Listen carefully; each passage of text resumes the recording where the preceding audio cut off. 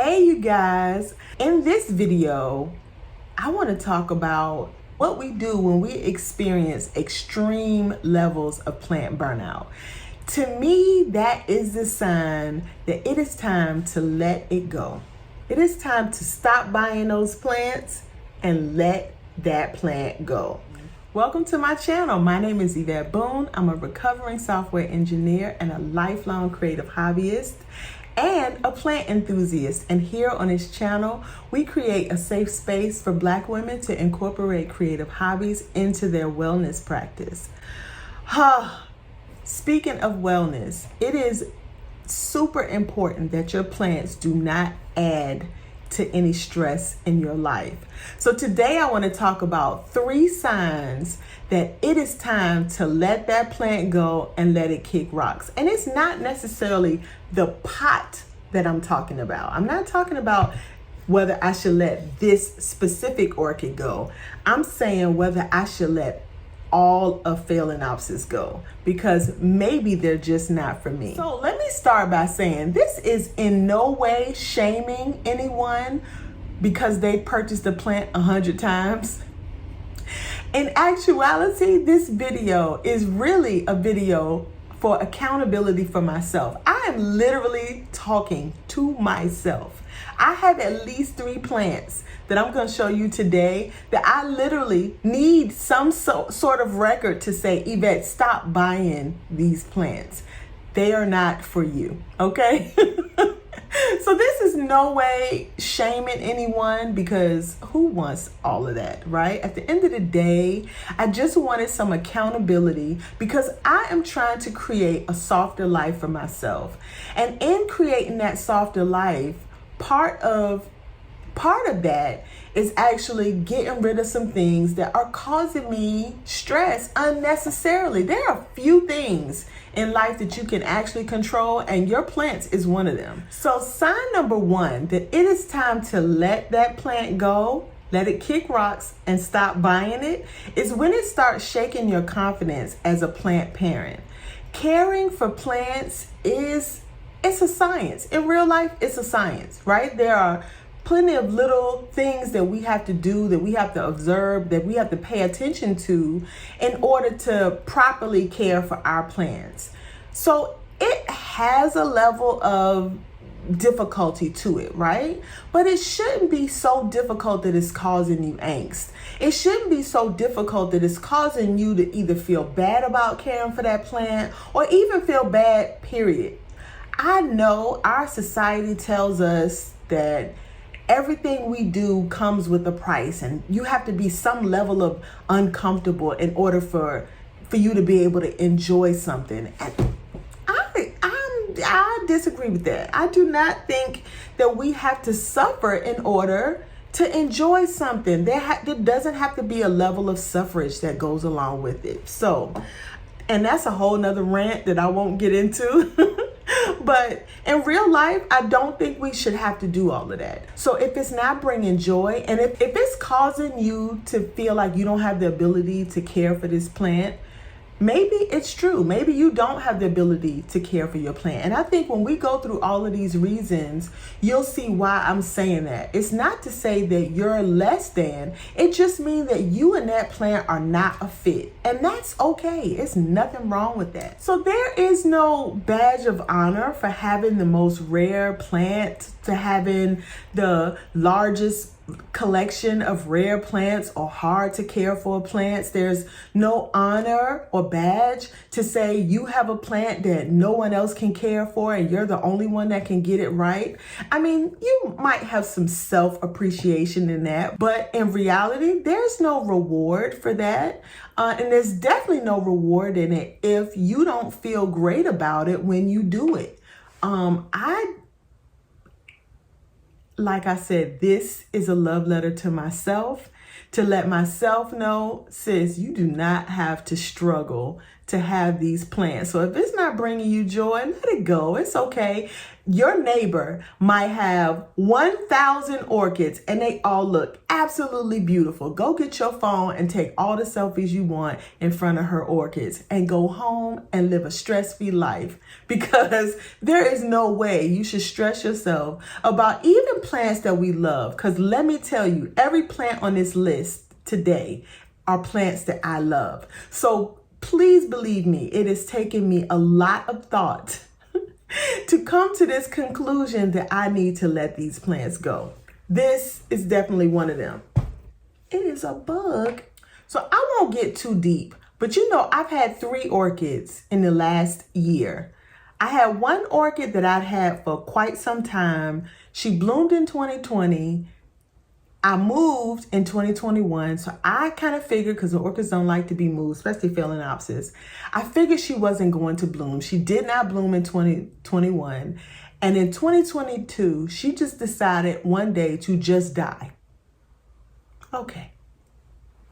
Maybe that was just one orchid. My kids bought me another Phalaenopsis for Mother's Day. Beautiful. Show you a picture right here. Beautiful orchid. Loved it. Oh my God, I was so excited. I got the plant. I repotted it. I nurtured it. I loved it. I watched it every day. And then this happens. What am I going to do? So I came in. I wanted to see, because her leaves were feeling kind of soft. And I'm like, why? I just watered it. It was looking pretty good. And I touched it and the whole thing just fell right on off. Look at this foolishness. So it looks like she might have, has stem rot, which is ridiculous because it's sitting in leca, like it's no water. I mean, it's wet, but it's not water. It's not just not. This is the thing about Phalaenopsis, is that everything can be going well until it's not. Seriously. Then my orchid that I purchased probably in 2021, I wanted to see some blooms. And because I knew mine was not going to bloom, I purchased one that was sort of like in bloom, but bloom's dying. Loved it. Beautiful, beautiful plant. Brought it home. It's been alive and thriving and doing well. Has a baby. I did a whole video on it, right? The mother plant has not grown anything since it pushed out this keiki. So I'm going to, at some point, separate this keiki sometime soon. I might do it today because she actually has, you can probably see it better this way. She has, I believe this root here is going towards her. So the last time I checked, she had some pretty small roots, but they were still, good roots. So I think I'm going to, I might do it today, or I might just hold off and give it another month. But yeah, she's doing pretty good, I believe. You never know these days. She has a baby. I'm excited. I've got a new orchid, even though my other orchid had died. I have a new orchid and I have an orchid that has a baby. I'm excited. I'm doing well. I'm watering every week. Everybody's getting a little bit of juice, a little juicy juice. It's all great. What is going on here? Seriously, what is going on here? I cannot make this stuff up. When you are investing your time and energy into a plant, and no matter what you do, it just doesn't, the math don't math, it's time to let it go. It really is. It's time to let it go. As much as I love orchids, specifically Phalaenopsis, I don't think the mix of who I am, my environment, and this plant in particular is the right mix. It does not spell joy. So I'm going to let it go. Reason number 2 that I need to stop buying that plant is because it keeps dying, right? It just keeps dying in my care. What I have come to realize is that my personality, my plant parenting personality, it has evolved over time. It is what it is, right? I'm an overwaterer sometimes. I have times in my life coming up that I take a break. You know, I'm not as much of a plant hover mom as I am in the summer or in the spring. And so my plants need to be able to roll with that. Like if they get caught up on that, it's a possibility that we're not going to be able to stay together long. So for instance, I like to travel, right? Or I want to create a life where I travel more. And so if you have personality traits, like I know I am, when I say personality traits, I'm talking specifically about plant parenting. I'm not saying that, you know, you're funny or even though your plants might like that. But if you know you like to travel, if you know that you are a fussy plant parent where you just want to do stuff to your plants all the time, it would make it, for me, it makes good sense that I choose plants that fit that thing that I'm doing in my life. Even if currently I'm not doing it, but I know I want to do it soon. Like I know I want to travel more. I need to have plants in my collection that can handle someone else caring for my plants, or that can handle me being gone for a week or two without them kirking out and dying.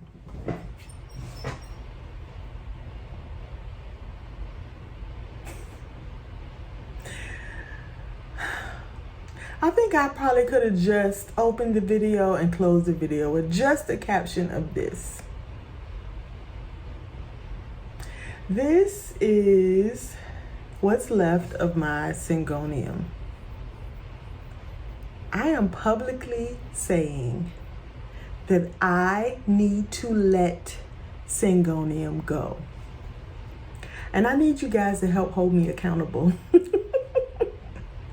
So reason number 3 to let go of a plant is when they are not thriving in your care. I don't even want to have this plant in my plant space because I know she had spider mites at one point and I don't want to bring nothing in here.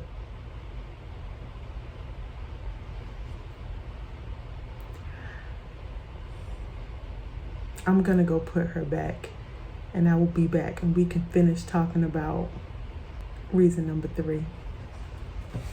Reason number 3, when plants are not thriving in my environment, even though I love them and I'm doing what I can to take care of them, I'm giving them the best of what I have, and they are not thriving, I've kept plants alive plenty.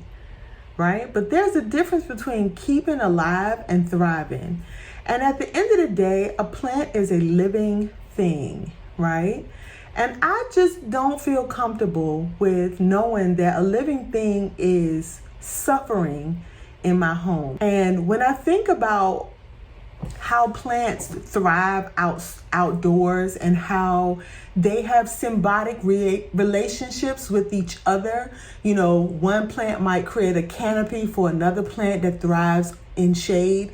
You know, when I think about that and how they all work together, even with the pest, to create an atmosphere that everyone does well, I don't feel great about having plants that I love in my collection that are not thriving. So some of the things that, it just doesn't have to be your personality, right? Like we talked about that with reason number 2, that maybe my personality doesn't fit. But sometimes I don't have the right light requirements in my home. Sometimes I feel some kind of way about providing fake light for plants, right? I know in my mind, I think it's the same. The plant doesn't know the difference, but it probably does. And it may be why some plants just don't do well in my environment, because I'm not giving it real sun, right? It needs real sun. It wants real sun. So it might be the light requirements. It could be, airflow. It could be the fact that it needs to grow up something and I'm not providing that. Or it could be the fact that I have pets or kids, that keep knocking the leaves off or chewing the leaves, whatever, right? If my environment is not conducive for the plant to thrive, like I literally want my plants to grow like dandelions grow. Dandelions, boy, I tell you, they have a zest for life that is unmatched, right? So I want my plants to thrive like that. I want them to be in that good space, because I want my plants to represent how I want to show up in this world, right? I want to be able to go out and live life, like not just survive. I want to live. And so that's what I want for my plants. I know it's sort of deep. I didn't mean to get deep on this video. I really wanted us to have a little bit of fun, but the truth of the fact is sometimes you just have to let them go. I think letting some plants go, knowing that as much as I love them, I cannot have them in my care for now, because I had to have a caveat.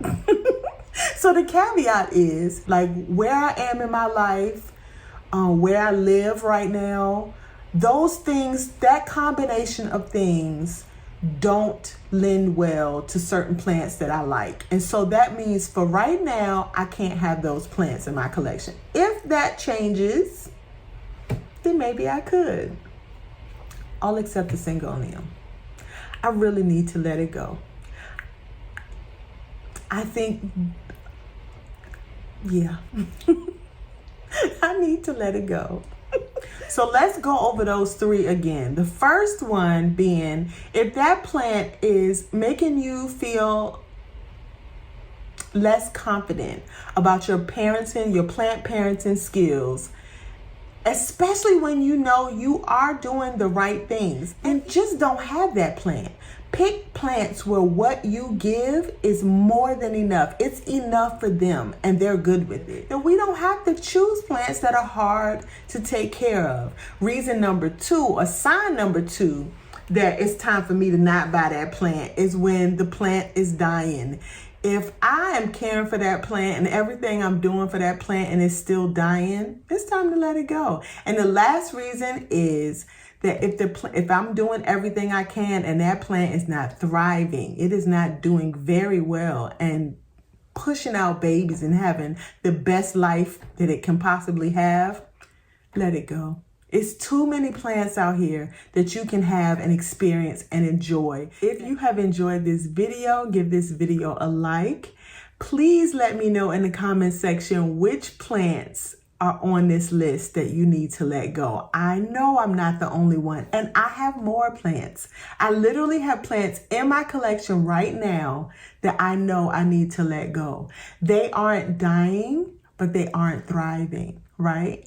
And they don't bother me, but they don't bring me joy. So I need to let those go. And I would love for you to comment in the comment section which plants don't bring you joy, that are not thriving, or that are dying in your collection, so that we can do this together, right? Because like I said, this is not a video of shame or to tell you what you should and should not do with your life, because you are the boss of you, okay?